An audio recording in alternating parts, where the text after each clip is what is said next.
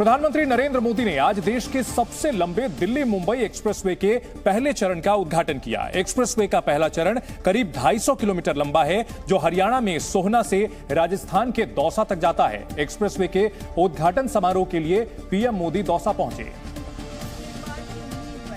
जिसमें केंद्रीय सड़क परिवहन मंत्री नितिन गडकरी, केंद्रीय मंत्री गजेंद्र शेखावत सहित कई मंत्री शामिल हुए। उद्घाटन समारोह का आयोजन राजस्थान के दौसा में किया गया था। इस कार्यक्रम में राजस्थान के मुख्यमंत्री अशोक गहलोत और हरियाणा के मुख्यमंत्री मनोहर लाल वीडियो कॉन्फ्रेंसिंग से शामिल हुए। दिल्ली मुंबई एक्सप्रेसवे का पहला फेज हरियाणा के सोहना से शुरू होकर राजस्थान के दौसा में खत्म होता है, जिसकी कुल लंबाई 247 किलोमीटर है। जनवरी 2024 तक दिल्ली मुंबई एक्सप्रेसवे के पूरा होने की संभावना जताई जा रही है। दिल्ली मुंबई एक्सप्रेसवे का काम पूरा होने के बाद दिल्ली से जयपुर के बीच की दूरी महज 2 घंटे में पूरी की जाएगी। साथ ही दिल्ली से मुंबई तक के बीच 1385 किलोमीटर का सफर सिर्फ 12 घंटे में पूरा हो जाएगा। एक्सप्रेसवे को लोगों को समर्पित करने के साथ ही प्रधानमंत्री मोदी ने वहां मौजूद लोगों को भी संबोधित किया। पीएम मोदी ने एक्सप्रेसवे को प्रगति का रास्ता बताते हुए उसके फायदे गिनवाए और लोगों को बताया कि केंद्र सरकार लगातार देश के इंफ्रास्ट्रक्चर पर जोर दे रही है।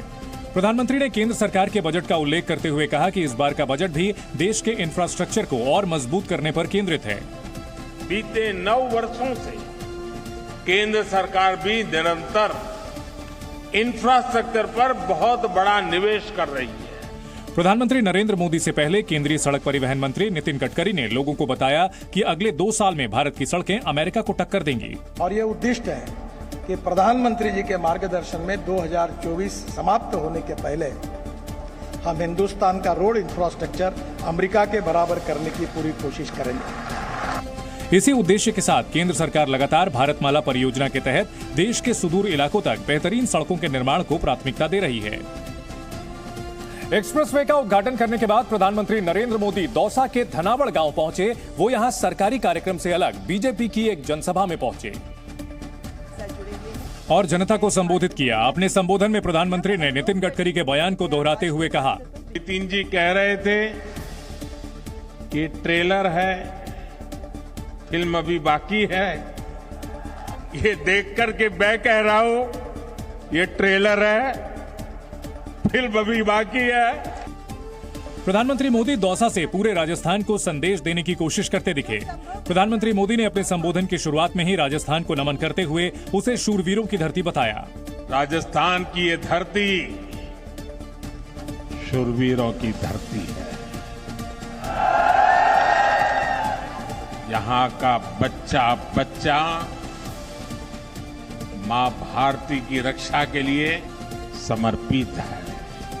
प्रधानमंत्री नरेंद्र मोदी ने संबोधन में भारत को विकसित देश बनाने के सपने को फिर से दोहराया और लोगों से वायदा किया कि भारत बहुत जल्द विकसित देशों की कतार में खड़ा हो जाएगा। देश को सबसे तेज और सबसे लंबे एक्सप्रेसवे के पहले चरण का उद्घाटन आज प्रधानमंत्री नरेंद्र मोदी ने कर दिया। 1350 किलोमीटर लंबे दिल्ली मुंबई एक्सप्रेसवे के करीब 250 किलोमीटर लंबे पहले चरण पर आज से गाड़ियां फर्राटा भरेंगी। एक्सप्रेसवे का पहला चरण हरियाणा के सोहना से राजस्थान के दौसा तक जाता है। इस एक्सप्रेसवे पर गाड़ियां 120 किलोमीटर प्रति घंटा की रफ्तार से चलाई जा सकेंगी। बताया जा रहा है कि इस एक्सप्रेसवे के जरिए दिल्ली से जयपुर पहुंचने में महज 3.5 घंटे लगेंगे और अभी यह दूरी तय करने में 5.5 घंटे लगते हैं। ये एक्सप्रेसवे पूरी तरह बन जाने के बाद दिल्ली से मुंबई की दूरी 12 घंटे में तय की जा सकेगी। 8 लेन वाला दिल्ली मुंबई एक्सप्रेसवे 6 राज्यों से होकर गुजरेगा। इस एक्सप्रेसवे के निर्माण पर करीब 1 लाख करोड़ रुपए की लागत आएगी। इसे बनाने में 12 lakh ton steel, 35 crore cubic metre मिट्टी और 80 लाख टन सीमेंट का इस्तेमाल होगा। दिल्ली मुंबई एक्सप्रेसवे के दोनों तरफ 40 लाख पेड़ लगाए जाने की भी योजना है। इस हाई स्पीड एक्सप्रेसवे पर ऑटोमेटिक टोल कटेगा और इसके लिए गाड़ियों को रोकने या लाइन लगने की जरूरत नहीं होगी। इस एक्सप्रेसवे पर 2 पहिया, 3 पहिया और ट्रैक्टर्स के चलने पर पूरी तरह पाबंदी होगी। दौसा की जनसभा में प्रधानमंत्री मोदी ने अशोक गहलोत पर तंज कसा। कांग्रेस के लिए बजट और घोषणाएं होती ही कागजों में लिखने के लिए, योजनाएं और कार्यक्रमों को जमीन पर लागू करने में कांग्रेस का कोई इरादा नहीं होता। साथियों, सवाल ये नहीं है कि कौन से वाला पड़ा, सवाल ये है कि पहले वाला जब पड़ा था साल भर उसको डिब्बे में बंद रखा था, इसके कारण ये हुआ है। यूपी के कानपुर में एक पुलिस चौकी धू धू कर जलती दिखाई दी। बताया गया कि कानपुर में बर्रा पुलिस चौकी के बाहर खड़ी गाड़ियों में संदिग्ध परिस्थितियों में आग लग गई, जिसके बाद पुलिस चौकी के बाहर खड़ी गाड़ियां जलने लगी। कुछ ही मिनट में आग इतनी विकराल हो गई कि उसने चौकी में खड़ी दर्जनों गाड़ियों को अपनी चपेट में ले लिया और फिर आग की ऊंची लपटें उठती दिखाई दी। क्योंकि चौकी में जो गाड़ियां खड़ी थी उनमें पेट्रोल डीजल भी भरा था, इसलिए जब इन गाड़ियों में आग लगी तो जोरदार धमाके भी हुए, जिससे आसपास का इलाका दहल गया। चौकी में मौजूद पुलिस वालों ने फायर ब्रिगेड को आग लगने की सूचना दी, लेकिन जब फायर ब्रिगेड की टीम समय पर नहीं पहुंची तो पुलिस वाले खुद आग को बुझाने में जुट गए। पुलिस वाले सबसे पहले चौकी में खड़ी गाड़ियों को आग से दूर ले गए और फिर बाल्टी से पानी डालकर आग को बुझाते दिखे। हालांकि आग की चपेट में आने से दो पहिया गाड़ियों के साथ साथ कई कार और माल ढोने वाली गाड़ियां भी जलकर राख हो गईं। गृह मंत्री अमित शाह ने आज त्रिपुरा में विजय संकल्प रैली को संबोधित किया। त्रिपुरा के चुनाव प्रचार में उतरे अमित शाह ने आज लेफ्ट और कांग्रेस पर जमकर निशाना साधा। शाह ने कहा कि बीजेपी त्रिपुरा की तस्वीर बदल रही है और सिर्फ बीजेपी से लड़ने के लिए कांग्रेस और लेफ्ट एक हुए हैं। बंगाल दौरे पर गए बीजेपी अध्यक्ष जेपी नड्डा ने मुख्यमंत्री ममता बनर्जी पर करारा हमला किया। नड्डा ने कहा बंगाल में जल्द बदलाव होगा और सीएम ममता बनर्जी का जंगल राज खत्म होने वाला है। वाराणसी में समाजवादी पार्टी नेता स्वामी प्रसाद मौर्य की गाड़ी पर स्याही फेंकी गई। रामचरितमानस पर की गई टिप्पणी को लेकर गुस्साए लोगों ने उनका विरोध किया और जमकर नारेबाजी की। छत्तीसगढ़ के कांकेर जिले में पुलिस और नक्सलियों के बीच मुठभेड़ हुई। खुफिया जानकारी के आधार पर पुलिस ने ऑपरेशन चलाया, जिसके बाद दोनों ओर से फायरिंग हुई। फायरिंग में फिलहाल 4 से 5 नक्सलियों के घायल होने की खबर है। जमीयत उलमाए हिंद के आम अधिवेशन के आखिरी दिन बड़ा बवाल देखने को मिला, जब सर्वधर्म संसद के कई धर्मगुरु अचानक मंच छोड़कर चले गए। पहले तो धर्मगुरुओं ने आपसी भाईचारा बढ़ाने पर जोर दिया, लेकिन जमीयत उलमाए हिंद के पूर्व अध्यक्ष अरशद मद्दी के बयान से हंगामा मच गया। आदम जो सबसे पहला आदमी है, आसमान से उतारा, अल्लाह ने उतारा। उस आदम को कहते क्या हो? क्या हम उसको मनु कहते हैं? सही बात है, हम आदम कहते हैं, ये मनु कहते हैं। दरअसल मौलाना अरशद मद्दी ने अपने बयान में मनु को अल्लाह से जोड़ दिया। अरशद मद्दी के इसी बयान पर मंच पर मौजूद कई धर्मगुरु भड़क गए। जैन धर्मगुरु लोकेश मुनि सहित कई धर्मगुरु अरशद मद्दी के बयान के बाद मंच छोड़कर चले गए। हम जो भारतीय सर्वधर्म संसद के लोग और हमने सर्वसम्मति से, मैं अकेला नहीं, हम इसका विरोध करते हैं, मुखाबलत करते हैं। हम केवल सहमत हैं, आपस में मिलजुल के रहे, प्यार से रहे, मोहब्बत से रहे, और इसके सिवा ये जो कहानी ओ मन्नू अल्लाह उसकी औलाद, ये फालतू की बातें हैं। सारा पलीदा लगा दिया एकता से सद्भावना के सम्मेलन। जैन धर्मगुरु तरुण मुनि सबसे ज्यादा मंच पर नाराज दिखे। अरशद मद्दी के भाषण के तुरंत बाद तरुण मुनि ने माइक संभालते हुए अरशद मद्दी के बयान को गलत बताया और उन पर माहौल बिगाड़ने का आरोप लगा दिया। साथ ही जैन धर्मगुरु ने कहा कि हमें हमारे माँ बाप ने पैदा किया। हम तो ये कहते हैं, हमको पैदा करने वाला हमारा माँ बाप है। हमारे माँ बाप ने हमको पैदा किया है। हमको भगवान महावीर या अल्लाह ने पैदा नहीं किया है। हम उनको उससे ऊपर मानते हैं। ये फालतू की बातें उसने पैदा किया। दरअसल तरुण मुनि अरशद मद्दी की उस बात से भी नाराज थे जिसमें उन्होंने मनुष्य और आदमी की नई परिभाषा दे दी थी। हम आदम की औलाद को आदमी कहते हैं और ये मनु की औलाद को मनुष्य कहते हैं। ये मनु कुछ नहीं था दुनिया में, वो ओम को पूछते थे। मैंने कहा ओम कौन है? बहुत से लोगों ने कहा कि वो एक हवा है। मैंने कहा कि अरे बाबा, इन्हीं को तो हम अल्लाह कहते हैं। इससे पहले जैन धर्मगुरु अपने संबोधन में मुस्लिम समाज को कई नसीहत देते दिखे। उन्होंने जनसंख्या और पढ़ाई के मुद्दे पर जोर देते हुए कहा कि समाज संख्या बल से आगे नहीं बढ़ता बल्कि क्वालिटी से बढ़ता है। केवल संख्या से नहीं, क्वांटिटी के साथ हमारी क्वालिटी बढ़े, हमारे अंदर तालीम बढ़े, हमारे भीतर हुनर बढ़े। जैन धर्मगुरु लोकेश मुनि ने अपनी बात को आगे बढ़ाते हुए मुस्लिमों को एपीजे अब्दुल कलाम, मौलाना अब्दुल कलाम आजाद से सीख लेने की सलाह दी। साथ ही ये नसीहत भी दी कि सही रास्ते पर चलना समाज के लिए बेहद जरूरी है। संदेश साफ है, रास्ते चलिए, ये देश पर आंखों में दिखाएगा। रास्ते नहीं चलोगे तो चाहे वो जैन समाज से क्यों न है, उसको डर के रहना पड़ेगा। जैन धर्मगुरु के साथ ही अन्य धर्मगुरुओं ने भी मंच से समाज को आगे ले जाने पर चर्चा की और देश में धार्मिक समन्वय बनाने पर मंथन किया। जमीयत के मंच पर सभी धर्म के धर्मगुरु भाईचारा बढ़ाने के उद्देश्य से पहुंचे थे, लेकिन सुर्खियों में लगातार अरशद मदनी ही बने रहे, क्योंकि धर्मगुरुओं के साथ विवाद से पहले अरशद मदनी ने हिंदुओं को लेकर विवादित बयान दे दिया। 1400 साल से इस मुल्क के अंदर रह रहे हैं, हमें कभी छेड़ा नहीं गया, हमारे मजहब को नहीं। तुमने छेड़ा है तो हम तुम्हें तुम्हारे आबा व अजदाद की तारीख बताते हैं। तुम्हारे आबा व अजदाद हिंदू नहीं थे। अरशद मदनी ने घर वापसी गैंग पर भी सवाल उठाया और इशारों में बीजेपी सरकार को कटघरे में खड़ा कर गए। हुकूमत बीजेपी की आई, हमने कभी ये आवाज नहीं सुनी थी। हमने ये भी सुना कि इन 20 करोड़ मुसलमानों को घर वापस करो।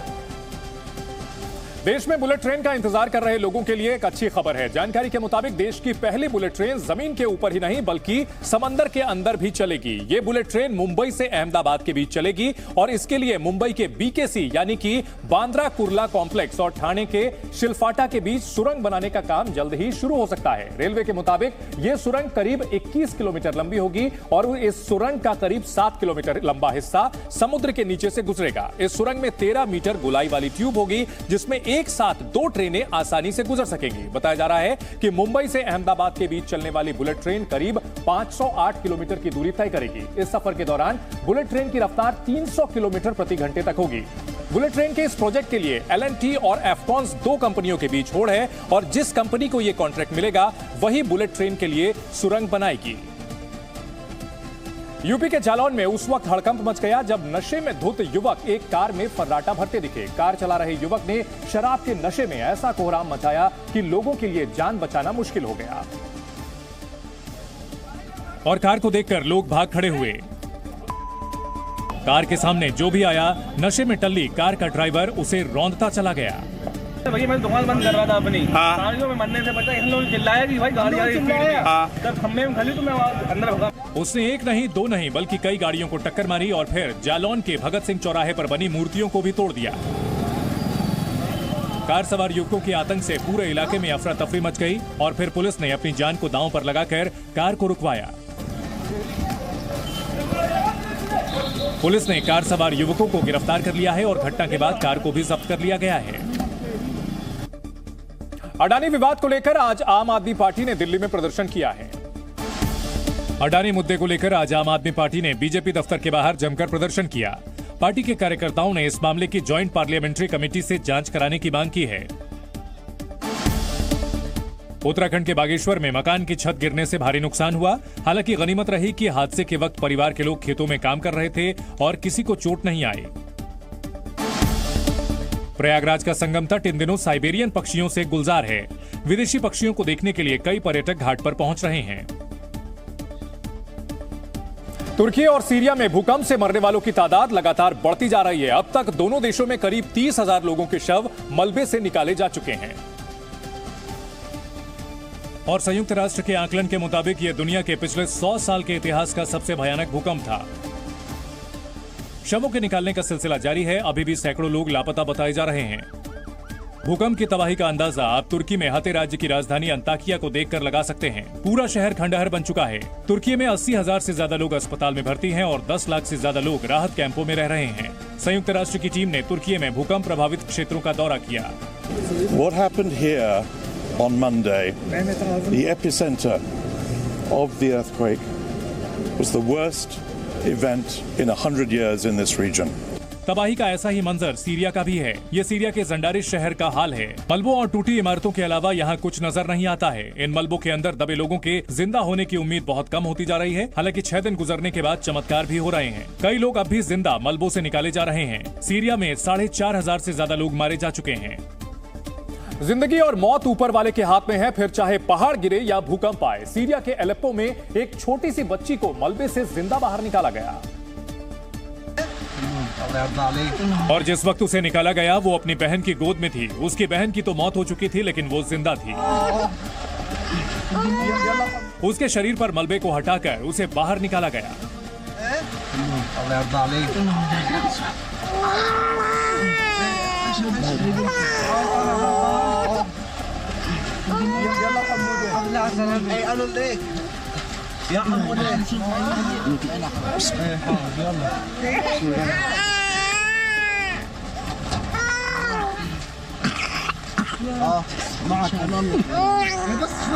تحملنا شوي هذا بوري هذا بسم الله الله اكبر بس تعالوا بشوي। मलबे से इंसानी जिंदगी की खोज आसान काम नहीं है। बचाव कर्मी अपनी जान पर खेलकर लोगों को तलाशने की कोशिश कर रहे हैं। ऐसे ही एक रेस्क्यू ऑपरेशन के दौरान मलबा ऊपर से गिरने लगा। उस वक्त बचाव कर्मी मलबे के अंदर फंसे लोगों तक पहुंचने की कोशिश कर रहे थे, तभी ऊपर से मलबा दरकने लगा। तुर्की के हते से आए इस वीडियो में मलबे के जमीन पर गिरने से पहले टीम के दूसरे सदस्य वहां से हटने में कामयाब रहे, लेकिन बटुहन तुगेन नाम का एक बचाव कर्मी मलबे में फंसा रहा। बाद में टगेन को उसके साथियों ने मलबे से बाहर निकाला। उसे ज्यादा चोट नहीं आई। क्या आप अंदाजा लगा सकते हैं कि 147 घंटे यानी 6 दिनों तक बिना खाए पिए मलबे के अंदर जिंदा कोई कैसे रह सकता है? लेकिन तुर्की के हते में ऐसा ही हुआ है, जहां 10 साल की लड़की भूकंप के 6 दिन बाद रविवार को मलबे से जिंदा बाहर निकाली गई। लड़की बिल्डिंग के मलबे के अंदर फंसी हुई थी। रेस्क्यू वर्कर्स ने फ्लोर को काटकर उसमें बड़ा छेद किया और फिर छेद से बच्ची को खींचकर बाहर निकाला गया। बच्ची को स्ट्रेचर में रखकर एम्बुलेंस तक ले जाया गया। अस्पताल में उसका इलाज चल रहा है। सीरिया में एक पिता ने सारी उम्मीदें खो दी थी। उसे अपनी छोटी सी बेटी का कोई पता नहीं चल रहा था। उसे यकीन हो चला था कि उसकी बेटी भूकंप में मर चुकी है, लेकिन तभी चमत्कार हुआ।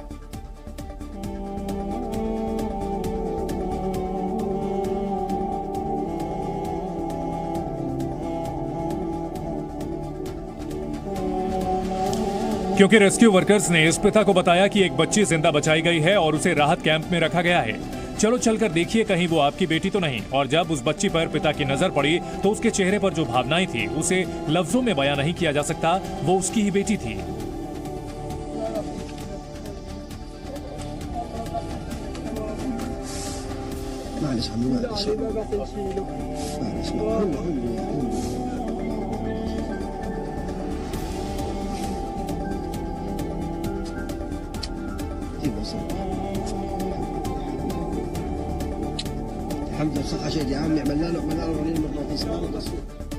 सोशल मीडिया पर तुर्की से ऐसे कई वीडियो सामने आ रहे हैं जो आपको अंदर तक झकझोर कर रख देंगे। बच्चों को जिंदा देखकर मां बाप की खुशी का अंदाजा तो लगाया ही जा सकता है, लेकिन रेस्क्यू के दौरान बचाव कर्मी भी रोने लग रहे हैं। और तुर्की से एक ऐसा ही वीडियो सामने आया है जिसमें बचाव कर्मी एक बच्चे को मलबे से जिंदा निकालने के बाद उसे गोद में लेते हैं और उसकी आवाज सुनकर फूट फूट कर रोने लगता है।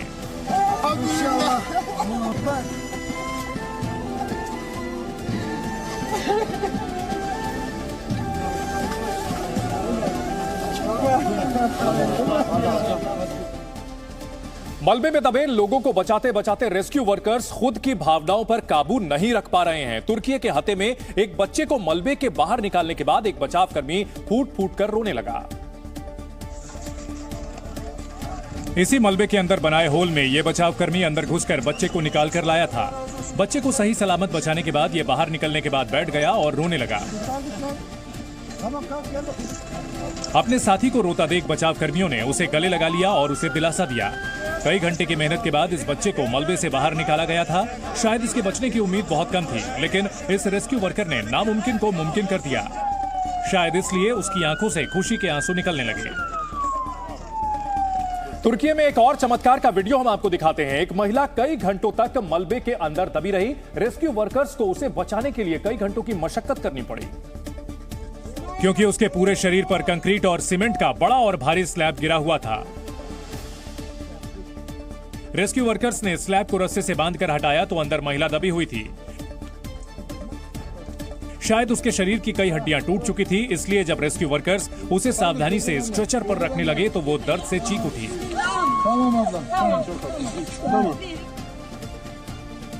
अब जो वीडियो हम आपको दिखाने जा रहे हैं उसे देखकर गारंटी है कि आपके चेहरे पर मुस्कान आ जाएगी। एक बच्चे को रेस्क्यू वर्कर्स ने जब मलबे से बाहर निकाला तो वो मुस्कुराने लगा और मुस्कुराते हुए ही बच्चा प्यार से बचाव कर्मियों के चेहरे पर हाथ मारने लगा, जिसे देखकर बचाव कर्मियों की टीम भी मुस्कुराने लगी और उसे चूमने लगी।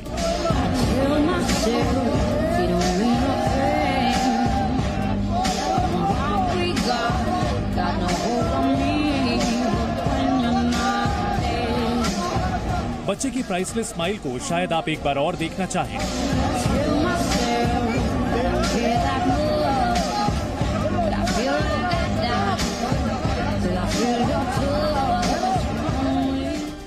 तुर्की और सीरिया में मलबे में फंसे लोगों को बचाने में लगे ये बचाव कर्मी ही रियल हीरो हैं। अपनी जान की परवाह किए बगैर ये रेस्क्यू वर्कर्स मलबे के अंदर तक घुस जा रहे हैं और ये वीडियो उसका जीता जागता सबूत है। जैसे ही पता चला कि मलबे के अंदर कोई फंसा हुआ है, 2 बचावकर्मी स्ट्रेचर लेकर मलबे के अंदर रास्ता बनाकर घुस गए और थोड़ी ही देर में अंदर से बच्चे को स्ट्रेचर पर लेकर लौटे।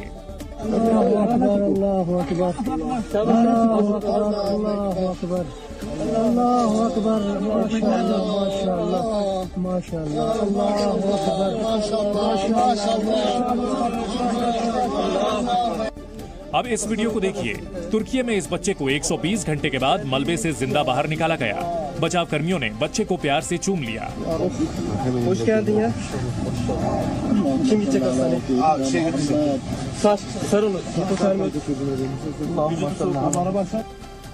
तुर्की में आए भूकंप को आज 7 दिन हो चुके हैं। सोशल मीडिया पर एक वीडियो आया है जो भूकंप के वक्त का है। इस वीडियो से भूकंप की दहशत का अंदाजा लगाया जा सकता है,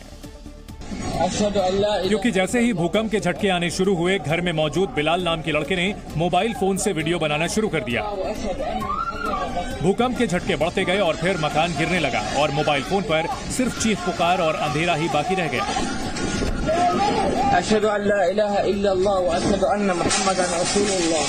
सोशल मीडिया की खबरों के मुताबिक बिलाल की जान बच गई है। तुर्की के गाजियान्टेप शहर के एक अस्पताल ने सीसीटीवी वीडियो जारी किया है। यह वीडियो अस्पताल के नियोनेटल यूनिट का है, जहां पर नवजात बच्चे इनक्यूबर में रखे गए थे। और जैसे ही भूकंप आना शुरू हुआ, पूरा रूम हिलना शुरू हो गया। इंक्यूबेटर का पालना तेजी से हिलने लगा। यह देखकर वहां मौजूद 2 नर्स भागकर पहुंची और उन्होंने इंक्यूबेटर को पकड़ लिया ताकि बच्चे उसमें से गिरे नहीं। लेकिन रूम में कई इंक्यूबेटर रखे हुए थे और नर्सेस सिर्फ 2 ही थीं। हालांकि भूकंप से अस्पताल को ज्यादा नुकसान नहीं हुआ और सभी बच्चे सुरक्षित बताए जा रहे हैं। तुर्की में आया भूकंप इतना ताकतवर था कि इमारतें तो ताश के पत्तों की तरह गिर ही गईं, साथ ही साथ तुर्की में जगह जगह पर जमीन भी फट गई और जमीन के अंदर कई फीट गहरे गड्ढे हो गए। ये तुर्की के हतेश शहर की ड्रोन से ली गई तस्वीरें हैं। ये एक जैतून का खेत है। भूकंप की वजह से खेत के अंदर गहरी दरारें और गड्ढे बन गए हैं। गड्ढे 100 फीट गहरे और 650 फीट चौड़े हैं। ऐसा लग रहा है जैसे जेसीबी मशीन से खेतों को खोद दिया गया हो। स्थानीय लोगों का कहना है कि भूकंप से पहले उन लोगों ने तेज धमाके जैसी आवाज सुनी। उसके बाद धरती तेजी से हिलने लगी। शायद धमाके जैसी वो आवाज धरती के फटने की थी। इस वक्त जी न्यूज की टीम तुर्की में मौजूद है। जी न्यूज की टीम जब तुर्की से सीरिया की तरफ जा रही थी तो उन्होंने देखा कि हाईवे भूकंप के कहर से फट चुका था और हाईवे का पत्थर और कंक्रीट उखड़कर बाहर आ गया था।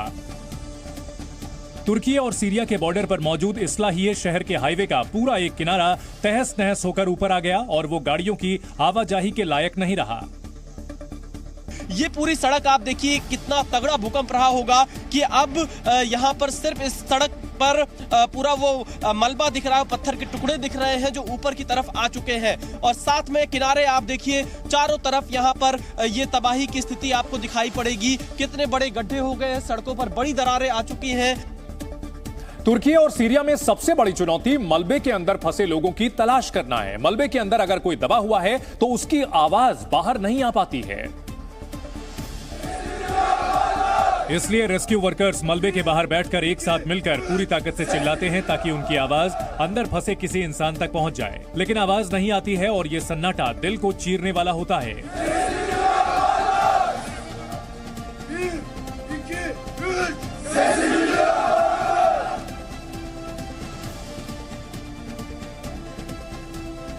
तुर्की में भूकंप को आज 7वां दिन हो रहा है, लेकिन अब भी मलबे के अंदर से इंसान जिंदा निकाले जा रहे हैं। तुर्की के हते में एक लड़की और 2 महीने के बच्चे को मलबे से सही सलामत निकाला गया। और जैसे ही 7 साल की बच्ची को बाहर निकाला गया, बचावकर्मी खुशी से तालियां बजाने लगे। इसरा नाम की बच्ची 136 घंटे यानी 5 से भी ज्यादा दिन तक मलबे के नीचे दबी हुई थी। तुर्की के ही हते में एक 2 महीने की बच्ची को मलबे के अंदर से 5 दिन बाद निकाला गया। रेस्क्यू वर्कर्स बच्चे को जिंदा देखकर खुशी से नारे लगाने लगे। वहीं तुर्की के कहराम नमारस में मलबे से 16 साल की सीरियन लड़की को 5 दिन बाद जिंदा बाहर निकाला गया। लड़की जब मलबे से बाहर निकाली गई तो वो खुश दिख रही थी और उसके होंठों पर मुस्कान थी। Sabah 12'den beri o çalışmaları yapıyoruz. 16 yaşındaki bu kız çocuğumuzu kurtardık çok şükür. लड़की को मलबे से निकालकर स्ट्रेचर पर रखकर एम्बुलेंस तक ले जाया गया। तुर्की में भयानक भूकंप आया हुआ है, चारों तरफ हाहाकार मचा हुआ है, तो कुछ लोग इसका फायदा उठाने में भी नहीं चूक रहे हैं। भूकंप प्रभावित इलाकों में दुकानों और मकानों में लूट की घटनाएं होने लगी हैं। और तुर्की के शहर मलातिया में इलेक्ट्रॉनिक की दुकान के अंदर लोग सामान लूटते हुए दिखाई दिए। एक शख्स ने उन्हें सामान उठाने से रोका भी।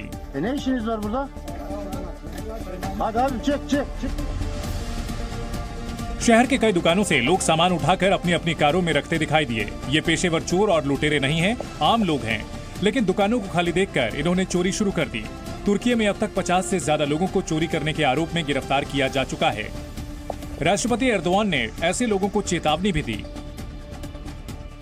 Yasasını çıkardık mı? Çıkardık. Niye çıkardık? Bunu istismar etmesinler diye. Bazı yerlerde soygunlar oldu. लूट की घटनाओं के बाद बाजारों में सुरक्षा बलों को तैनात कर दिया गया है। सुरक्षा बल लूट की घटनाओं वाली जगहों पर गश्त लगा रहे हैं। जी न्यूज की टीम आज तुर्की के गाजियान्टेप शहर पहुंची। यहां नूरदलगी इलाके का मंजर दिल दहला देने वाला था। मलबे से लोगों को निकालने का काम चल रहा था और सामने मलबे में दबे लोगों के परिजन सड़क पर बैठकर रो रहे थे। महिलाओं, बच्चों और युवाओं की आंखों में आंसू थे। लोग दुख, दर्द और उम्मीद के साथ रेस्क्यू ऑपरेशन पर नजर रखे हुए थे। क्या पता किसी के जिंदा होने की खबर लगे। तस्वीरें देखिए, कई महिलाएं यहाँ पर इस वक्त बैठी हुई हैं जिनकी आंखों में आंसू हैं, जो रो रही हैं क्योंकि उनके अपने अब इस वक्त उनके बीच में नहीं रहे हैं और ये बहुत ही दुख का क्षण है। और दूसरी तरफ मैं आपको तस्वीर दिखाता हूं क्योंकि ये जो बिल्डिंग यहाँ पर गिरी है, इसी बिल्डिंग में इन लोगों के अपने परिवार के सदस्य दबे हुए हैं। कुछ लोगों के शव अब तक बरामद हो गए हैं। वहीं तुर्की और सीरिया में भारत का ऑपरेशन दोस्त जारी है। ऑपरेशन दोस्त के तहत भारत का 7वां विमान आज तुर्की पहुंचा। वायुसेना के इस विमान में ईसीजी मशीन, सिरिंज पंप समेत कई जरूरी मेडिकल सुविधाएं भेजी गईं। विदेश मंत्रालय के प्रवक्ता अरिंदम बागची ने खुद ट्वीट कर ये जानकारी दी। वायुसेना के इस विमान ने सीरिया में भी राहत सामग्री पहुंचाई। इस बैच में भारत ने 23 टन राहत सामग्री भेजी, जिसमें सोलर लैंप, खाने का सामान और जरूरी दवाइयां शामिल रहीं। तुर्की के हेते में घायलों के इलाज के लिए भारतीय सेना ने फील्ड अस्पताल स्थापित किया है। बीते दिनों इस फील्ड अस्पताल में जवानों ने तिरंगा फहराया, जिसका वीडियो अब सोशल मीडिया पर वायरल हो रहा है। ऑपरेशन दोस्त के तहत एनडीआरएफ और भारतीय सेना की टीमें राहत बचाव कार्य में जुटी हुई हैं। भूकंप पीड़ितों की सेवा के लिए भारतीय सेना के 60 पैरा फील्ड अस्पताल की जमकर तारीफ हो रही है। मध्य प्रदेश में चल रहे खेलो इंडिया यूथ गेम्स 2023 का समापन हो चुका है और इस बार के नतीजों में महाराष्ट्र ने हरियाणा को पछाड़ते हुए तीसरी बार चैंपियन का खिताब अपने नाम कर लिया है। इससे पहले 2019 और 2020 में भी महाराष्ट्र खेलो इंडिया यूथ गेम्स का चैंपियन बना था। 2022 के यूथ गेम्स के चैंपियन रहे हरियाणा को इस बार दूसरे स्थान से संतोष करना पड़ा। खेलो इंडिया के दौरान महाराष्ट्र ने 56 गोल्ड, 55 सिल्वर और 50 ब्रॉन्ज मेडल के साथ कुल मिलाकर 161 पदक अपने नाम किए और पहले पायदान पर रहा, जबकि दूसरे नंबर पर रहे हरियाणा की झोली में 41 गोल्ड, 32 सिल्वर और 55 ब्रॉन्ज समेत कुल 128 पदक आए हैं। तीसरे नंबर पर मेजबान मध्य प्रदेश रहा, जिसने 39 गोल्ड, 30 सिल्वर और 27 ब्रॉन्ज समेत कुल मिलाकर 96 पदक जीते हैं, जबकि 19 गोल्ड, 10 सिल्वर और 19 ब्रॉन्ज समेत कुल 48 पदक के साथ राजस्थान चौथे नंबर पर रहा है। वहीं दिल्ली को 16 गोल्ड, 22 सिल्वर और 26 ब्रॉन्ज समेत कुल 64 पदक मिले और वो 5वें पायदान पर रहा है। आर्य समाज के संस्थापक महर्षि दयानंद सरस्वती की 200वीं जयंती मनाई जा रही है। इस मौके पर राजधानी दिल्ली में आयोजित एक कार्यक्रम में प्रधानमंत्री नरेंद्र मोदी भी पहुंचे। और 2 साल तक चलने वाले इस समारोह का उद्घाटन किया। दिल्ली के इंदिरा गांधी इंडोर स्टेडियम में कार्यक्रम का आयोजन किया गया है, जिसमें आयोजित हवन पूजन में पीएम मोदी भी शामिल हुए। इस मौके पर महर्षि दयानंद को मानने वाले लोगों को संबोधित करते हुए प्रधानमंत्री मोदी ने कहा कि ये पूरे विश्व के लिए, मानवता के भविष्य के लिए प्रेरणा का पल है। प्रधानमंत्री नरेंद्र मोदी के साथ इस कार्यक्रम में गुजरात के राज्यपाल आचार्य देवव्रत, केंद्रीय मंत्री जी किशन रेड्डी, मीनाक्षी लेखी और अर्जुन राम मेघवाल भी शामिल हुए। महर्षि दयानंद सरस्वती ने सामाजिक कुरीतियों को खत्म करने के लिए 1875 में आर्य समाज की स्थापना की थी। राष्ट्रपति द्रौपदी मुर्मू ने 13 राज्यों के राज्यपाल बदलने के प्रस्ताव पर मुहर लगा दी। इनमें कुछ राज्यपाल ऐसे भी हैं जिनका इस्तीफा मंजूर कर लिया गया है, तो वहीं कई राज्यपालों को दूसरे राज्यों का जिम्मा सौंपा गया है। और इन बदलावों में जिस नाम की सबसे ज्यादा चर्चा है वो है भगत सिंह कोश्यारी। छत्रपति शिवाजी के बारे में विवादित बयान देकर चर्चा में आए महाराष्ट्र के पूर्व गवर्नर भगत सिंह कोश्यारी का इस्तीफा मंजूर हुआ, तो शिवसेना उद्धव गुट के नेताओं ने इस बदलाव पर खुशी जाहिर की।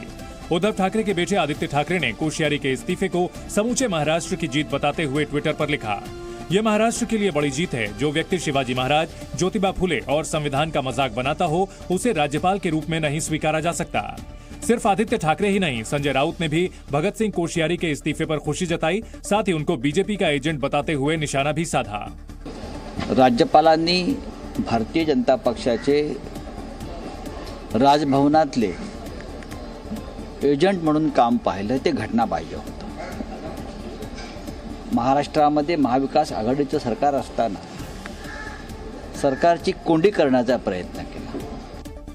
राष्ट्रपति ने सुप्रीम कोर्ट के पूर्व जज अब्दुल नजीर को आंध्र प्रदेश का राज्यपाल नियुक्त किया है। जस्टिस अब्दुल नजीर कई अहम मुद्दों पर फैसला लेने वाली बेंच में शामिल रहे हैं, जिनमें सबसे अहम राम मंदिर निर्माण से जुड़ा फैसला भी शामिल है। और उनकी रिटायरमेंट के 40 दिन बाद ही उन्हें आंध्र प्रदेश जैसे राज्य के राज्यपाल की जिम्मेदारी सौंपी गई। जस्टिस नजीर ने सुप्रीम कोर्ट में राम मंदिर मामले की सुनवाई करते हुए राम मंदिर निर्माण के पक्ष में फैसला दिया था। साथ ही रिटायरमेंट के वक्त दिया गया उनका एक बयान भी सुर्खियों में रहा था। जस्टिस अब्दुल नजीर ने कहा था कि 9 नवंबर 2019 को राम मंदिर पर आए फैसले में उन्होंने अपनी राय अलग रखी होती तो अपने समुदाय के हीरो बन गए होते, लेकिन जस्टिस नजीर ने समुदाय नहीं, देश के बारे में सोचा था। देश के लिए सब कुछ न्योछावर है। राम मंदिर निर्माण के अलावा जस्टिस नजीर ट्रिपल तलाक और डीमोनेटाइजेशन जैसे मामलों पर फैसला सुनाने वाली बेंच में शामिल थे। ऐसे में रिटायरमेंट के बाद उनको आंध्र प्रदेश का राज्यपाल बनाए जाने के बाद कयास लगाए जा रहे हैं कि उन्हें उनकी देशभक्ति का इनाम मिला है। इसके अलावा जिन 13 राज्यों में गवर्नर और उपराज्यपाल बनाए गए हैं, उनमें से 9 राज्य ऐसे हैं जिनमें इसी साल विधानसभा चुनाव होने हैं। इसलिए चुनाव से ठीक पहले गवर्नर की नियुक्ति को सियासी चश्मे से भी देखा जा रहा है। और जिन राज्यों में हाल में चुनाव होने हैं, उनमें पूर्वोत्तर के 4 राज्य त्रिपुरा, मेघालय, नागालैंड और मिजोरम शामिल हैं। इन चारों राज्यों में चुनावी प्रक्रिया शुरू भी हो चुकी है। वहीं हिंदी बेल्ट के 3 बड़े राज्य मध्य प्रदेश, राजस्थान और छत्तीसगढ़ में नवंबर में चुनाव होने हैं। दक्षिण के कर्नाटक और तेलंगाना में भी इसी साल चुनाव हैं।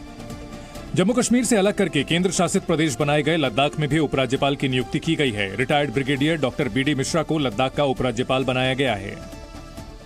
13 राज्यों में हुई राज्यपालों की नियुक्ति में 6 नाम ऐसे हैं जिन्हें सीधे राज्यपाल बनाया गया है और ये पहली बार गवर्नर का पद संभालेंगे। और इनमें सिक्किम, असम, झारखंड, हिमाचल, आंध्र प्रदेश, अरुणाचल प्रदेश का नाम शामिल है। लक्ष्मण प्रसाद आचार्य सिक्किम के राज्यपाल बनाए गए हैं। सीपी राधाकृष्णन झारखंड के राज्यपाल बने हैं। इसी तरह शिव प्रताप शुक्ला को हिमाचल प्रदेश का राज्यपाल नियुक्त किया गया है। एस अब्दुल नजीर आंध्र प्रदेश के राज्यपाल बनाए गए हैं। गुलाब चंद कटारिया असम के राज्यपाल नियुक्त किए गए हैं। देश के प्रधानमंत्री जी ने और मेरी पार्टी के वरिष्ठ लोगों ने मुझे इस लायक समझा कि मैं वहाँ काम करूँ, तो मैं निश्चित रूप से उनकी आशाओं पर खरा उतरने का प्रयास करूंगा। वहीं 7 राज्य ऐसे हैं जिनके राज्यपालों का तबादला किया गया है, जिनमें छत्तीसगढ़, बिहार, झारखंड, मणिपुर, हिमाचल प्रदेश, आंध्र प्रदेश और अरुणाचल प्रदेश शामिल हैं। रामचरितमानस पर विवादित बयान के बाद विरोध का सामना कर रहे समाजवादी पार्टी के नेता स्वामी प्रसाद मौर्य को वाराणसी में लोगों के गुस्से का सामना करना पड़ा। स्वामी प्रसाद मौर्य जिस वक्त वाराणसी से सोनभद्र जा रहे थे, उस दौरान कुछ प्रदर्शनकारियों ने उनकी गाड़ी रोककर उन पर स्याही फेंकी और काले झंडे भी फेंके। हालांकि स्वामी गाड़ी के अंदर थे, इसलिए स्याही उन पर नहीं गिरी। रामचरितमानस की कुछ चौपाइयों को दलित विरोधी बताने के बाद से ही स्वामी प्रसाद मौर्य कई लोगों के निशाने पर हैं।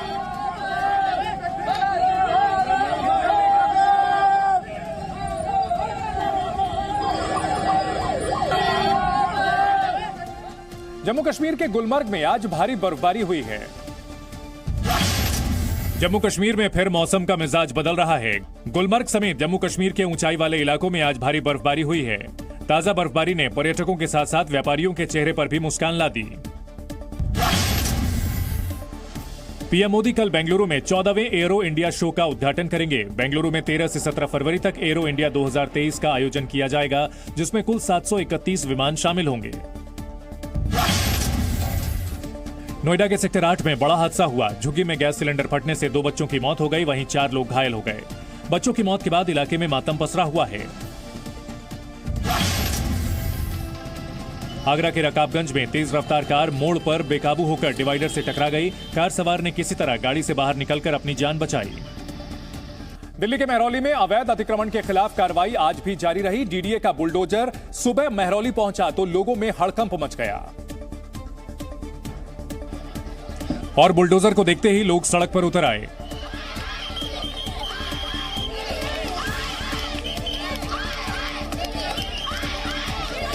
इस दौरान लोगों में बेघर होने का डर दिखा तो वहीं प्रशासन के खिलाफ गुस्सा भी था। जो लोग सुबह तक अपने घरों में दुबके थे वो प्रशासन को देखकर सड़क पर उतर आए और कार्रवाई का जोरदार विरोध किया।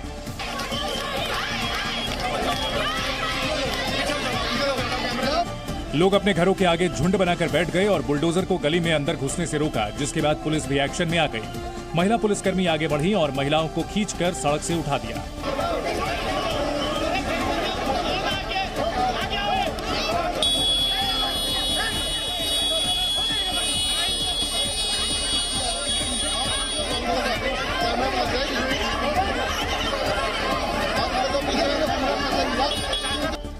सड़क से महिलाओं को हटाने के बाद पुलिस की टीम बुलडोजर लेकर उस सकरी गली में घुस गई जहां पर अतिक्रमण हटाया जाना था। लेकिन गली के अंदर भी डीडीए और प्रशासन की टीम को विरोध का सामना करना पड़ा, क्योंकि गली के अंदर भी कई महिलाएं प्रदर्शन कर रही थीं। इसलिए कुछ देर के लिए वहां तनाव की स्थिति बन गई, लेकिन पुलिस वाले आगे बढ़े और प्रदर्शन कर रही एक महिला को उठाकर गली से बाहर ले गए और फिर डीडीए के अधिकारी दल बल के साथ उस मकान पर पहुंचे जिसे तोड़ा जाना था। लेकिन प्रशासन की चेतावनी के बावजूद लोग अपना घर खाली करने को तैयार नहीं थे। लोग घर से ही टकटकी लगाकर देख रहे थे। लोगों की आंखों में आंसू थे, क्योंकि प्रशासन जिसे अवैध ढांचा बताकर तोड़ने पहुंचा था वो लोगों की जिंदगी भर की गाढ़ी कमाई का हिस्सा है। 3 दिनों से दिल्ली के महरौली इलाके में चलाई जा रही दिल्ली विकास प्राधिकरण यानी डीडीए की डिमोलिशन ड्राइव अब थम सकती है। बुलडोजर एक्शन के खिलाफ खुद दिल्ली के सीएम अरविंद केजरीवाल आगे आए हैं और भारी बवाल के बाद केजरीवाल सरकार ने डीडीए को तुरंत तोड़फोड़ अभियान रोकने को कहा है। लोगों को उम्मीद बंधी है कि मुख्यमंत्री के हस्तक्षेप से घर गिराने की कार्रवाई रोकी जाएगी। दरअसल महरौली पुरातत्व पार्क के सीमांकन के नाम पर दिल्ली विकास प्राधिकरण तोड़फोड़ अभियान चला रहा है। डीडीए का दावा है कि जो मकान तोड़े जा रहे हैं वो सरकारी जमीन पर अवैध रूप से बनाए गए हैं, जबकि लोगों की दलील है कि उनके पास मकान की रजिस्ट्री है, सालों से बिजली पानी का बिल दे रहे हैं, एमसीडी का टैक्स भर रहे हैं, फिर मकान अवैध कैसे हो सकते हैं। फिलहाल इस मामले में बीजेपी और आम आदमी पार्टी के बीच तकरार भी बढ़ गई है।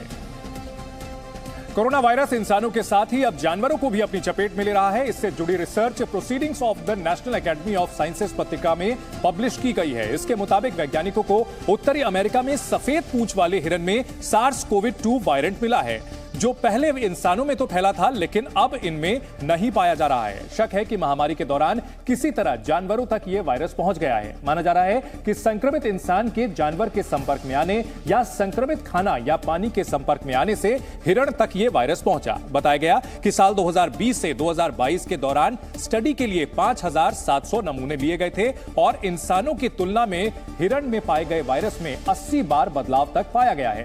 वैज्ञानिक अब यह पता कर रहे हैं कि हिरण में कोरोना वायरस का संक्रमण कितने समय से है। लखनऊ में चल रहे 3 दिवसीय ग्लोबल इन्वेस्टर समिट का समापन हो गया। निवेशक सम्मेलन के आखिरी दिन कार्यक्रम में शामिल होने के लिए राष्ट्रपति द्रौपदी मुर्मू लखनऊ पहुंची, जहां राज्यपाल आनंदीबेन पटेल, मुख्यमंत्री योगी आदित्यनाथ ने लखनऊ एयरपोर्ट पर उनका स्वागत किया। यूपी में निवेश को बढ़ावा देने के लिए यूपी के सीएम योगी आदित्यनाथ ने उत्तर प्रदेश में बने डिफेंस कॉरिडोर को लेकर ब्रिटेन के राज्य मंत्री एलेक्स चाक से मुलाकात की और फिर इटली से आए डेलीगेशन के साथ बैठक कर निवेशकों को यूपी में निवेश के लिए आमंत्रित किया। उत्तर प्रदेश औद्योगिक निवेश के लिए देश के अंदर सबसे अच्छा गंतव्य इसलिए भी बनने जा रहा है क्योंकि उत्तर प्रदेश के पास अपना एक अच्छा लैंड बैंक भी है। वहीं इन्वेस्टर समिट में पहुंची अनुराग ठाकुर ने यूपी में स्पोर्ट्स इंडस्ट्री लाने की बात कही।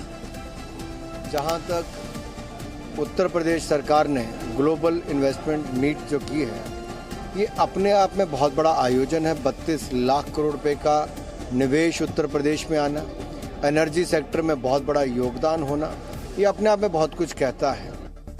न्यूजीलैंड में चक्रवाती तूफान जमकर तबाही मचा रहा है। न्यूजीलैंड का ऑकलैंड शहर चक्रवाती तूफान गैब्रियल की चपेट में है। तूफान के कारण अब तक 4 लोगों की मौत हो चुकी है, वहीं कई घरों को नुकसान पहुंचा है। अमेरिका के लॉस एंजलिस एयरपोर्ट पर एक शटल बस एयरक्राफ्ट से टकरा गई। जानकारी के मुताबिक प्लेन को टो करके दूसरी जगह ले जाया जा रहा था, तब अचानक शटल बस प्लेन से टकरा गई। इस हादसे में बस में सवार 5 पैसेंजर्स घायल हो गए। पेरू में सरकार विरोधी प्रदर्शन हर दिन और हिंसक मोड़ ले रहा है। राजधानी लीमा में पुलिस प्रदर्शनकारियों को काबू करने के लिए आंसू गैस के गोले दाग रही है, लेकिन लोग डटे हुए हैं। बड़े हमले की आशंका के बीच यूक्रेनी सैनिक बेलारूस सीमा के करीब युद्धाभ्यास कर रहे हैं। 24 फरवरी को रूस यूक्रेन युद्ध का 1 साल पूरा होने जा रहा है। ऐसे में यूक्रेन ने चौकसी बढ़ा दी है। इजराइल के अलग अलग हिस्सों में सैकड़ों लोग सड़कों पर प्रदर्शन करते नजर आए। बताया गया कि ये लोग प्रधानमंत्री बेंयामिन नेतन्याहू का विरोध कर रहे हैं। दरअसल सत्ता संभालने के साथ ही बेंयामिन नेतन्याहू ने कई न्यायिक सुधारों का ऐलान किया था, लेकिन इन सुधारों को ये लोग लोकतंत्र के खिलाफ बता रहे हैं, जिसके विरोध में तेल अवीव में जोरदार प्रदर्शन किया गया। नेतन्याहू की सरकार के खिलाफ एक बार फिर हजारों की तादाद में लोग अलग अलग हिस्सों में सड़कों पर उतर आए और प्रदर्शन शुरू कर दिया। इन प्रदर्शनकारियों को रोकने के लिए वहां बड़ी संख्या में पुलिस भी तैनात थी और जैसे ही भीड़ हाईवे की तरफ बढ़ी, पुलिस के साथ उनकी झड़प शुरू हो गई।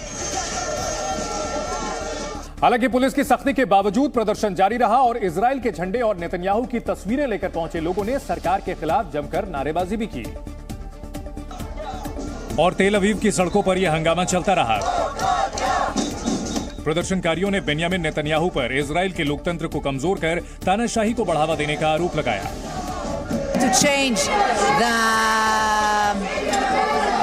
the state of Israel, they want to make it dictatorship. यरूशलेम में भी बड़ी तादाद में लोग सड़कों पर उतरे और इन सुधारों के खिलाफ आवाज उठाई। प्रधानमंत्री आवास की तरफ बढ़ रहे इन लोगों का पुलिस से टकराव भी हुआ। बेंयामिन नेतन्याहू ने सत्ता में लौटने के बाद कई कड़े न्यायिक सुधार पेश किए थे। इसके पीछे उन्होंने देश की न्यायपालिका और जजों के बढ़ते दबदबे पर अंकुश लगाने की दलील दी थी। हालांकि प्रदर्शनकारियों का आरोप है कि नेतन्याहू पर खुद भ्रष्टाचार के कई मुकदमे दर्ज हैं और वो खुद को कार्रवाई से बचाने के लिए जजों पर लगाम लगाने की कोशिश कर रहे हैं। केंद्र सरकार ने देश की 4 हाईकोर्ट्स में चीफ जस्टिस की नियुक्ति का ऐलान कर दिया है। कानून मंत्री किरेन रिजिजू ने ट्वीट कर चारों जजों की नियुक्ति की जानकारी साझा की है। जस्टिस सोनिया गिरधर गोकानी को गुजरात हाईकोर्ट की चीफ जस्टिस नियुक्त किया गया है। जस्टिस सोनिया गोकानी इससे पहले गुजरात हाईकोर्ट में ही जज थी। वहीं राजस्थान हाईकोर्ट के जज संदीप मेहता गुवाहाटी हाईकोर्ट के नए चीफ जस्टिस होंगे। उड़ीसा हाईकोर्ट के जज जसवंत सिंह को त्रिपुरा हाईकोर्ट का चीफ जस्टिस बनाया गया है और गुवाहाटी हाईकोर्ट में जज रहे जस्टिस कोटेश्वर सिंह को जम्मू कश्मीर और लद्दाख हाईकोर्ट का नया चीफ जस्टिस नियुक्त किया गया है। गुजरात हाईकोर्ट की नई चीफ जस्टिस सोनिया गोकानी बमुश्किल 2 हफ्ते ही इस पद पर रह पाएंगी, क्योंकि इसी साल 25 फरवरी को उनकी रिटायरमेंट है। हालांकि 25 को रविवार होने की वजह से 24 फरवरी को ही उनका अंतिम कार्यदिवस होगा। दिल्ली में एक बार फिर मेयर चुनाव के लिए 16 फरवरी को पार्षदों की बैठक बुलाई गई है। इससे पहले 3 बार मेयर चुनाव के लिए बैठक हो चुकी है, जो कि बेनतीजा रही है। लेकिन आम आदमी पार्टी और बीजेपी के पार्षदों के भारी हंगामे के चलते हर बार चुनाव टल गया, जिसके बाद एक बार फिर मेयर के चयन के लिए दिल्ली सरकार ने उपराज्यपाल के पास 16 फरवरी को चुनाव करवाने के लिए प्रस्ताव भेजा था, जिस पर उपराज्यपाल ने मुहर लगा दी। दिल्ली में 7 दिसंबर को नगर निगम के नतीजे आए, जिसमें आम आदमी पार्टी को सबसे ज्यादा 134 सीटें हासिल हुई। वहीं बीजेपी को 104 सीटें मिली हैं। दिल्ली नगर निगम में कुल 250 पार्षद सीधे जनता द्वारा चुने जाते हैं। नतीजों के बाद आम आदमी पार्टी ने मेयर पद के लिए शैली ओबरॉय को अपना उम्मीदवार, तो बीजेपी ने रेखा गुप्ता को उम्मीदवार बनाया। हालांकि बीते 3 बैठकों में उपराज्यपाल द्वारा मनोनीत पार्षदों के मतदान अधिकार के खिलाफ आम आदमी पार्टी हंगामा कर रही है, जिसके कारण करीब 2 महीने बीत जाने के बाद भी दिल्ली में निगम सरकार का गठन नहीं हो पाया है। अमेरिका के बाद अब कनाडा में भी आसमान में एक रहस्यमयी चीज उड़ती दिखाई दी, जिसे गिराने का दावा किया गया है। इससे पहले शुक्रवार को अमेरिका के F-22 फाइटर जेट ने अलास्का में अनआइडेंटिफाइड फ्लाइंग ऑब्जेक्ट को मार गिराया था। इसके एक दिन बाद ही कनाडा के प्रधानमंत्री जस्टिन ट्रूडो ने भी कनाडा के ऊपर उड़ रही एक ऐसी ही रहस्यमयी चीज को मार गिराने का दावा किया। यह रहस्यमयी चीज कनाडा के यूकोन प्रांत के ऊपर करीब 40,000 फीट की ऊंचाई पर उड़ रही थी। Today, at the direction of the Prime Minister, aircraft assigned to NORAD successfully took down this high-altitude airborne object at approximately 3:41 p.m. Eastern Standard Time. Social media पर इससे जुड़ा एक वीडियो भी वायरल है, जिसमें एक फाइटर जेट आसमान में उड़ रहे रहस्यमयी फ्लाइंग ऑब्जेक्ट पर हमला करता दिखाई दिया। बताया जा रहा है कि यह वीडियो उसी घटना का है। बीते एक हफ्ते में यह इस तरह की तीसरी घटना है। इससे पहले अमेरिका ने शुक्रवार को अलास्का के ऊपर उड़ रहे एक ऐसे ही रहस्यमयी यान को मार गिराया था। लेकिन कनाडा के यूकोन में जिस रहस्यमयी चीज को नष्ट किया गया है, उसके मलबे की जांच की जाएगी और पता लगाया जाएगा कि आखिर इस फ्लाइंग ऑब्जेक्ट का संबंध किससे था और वो वहां क्या कर रहा था।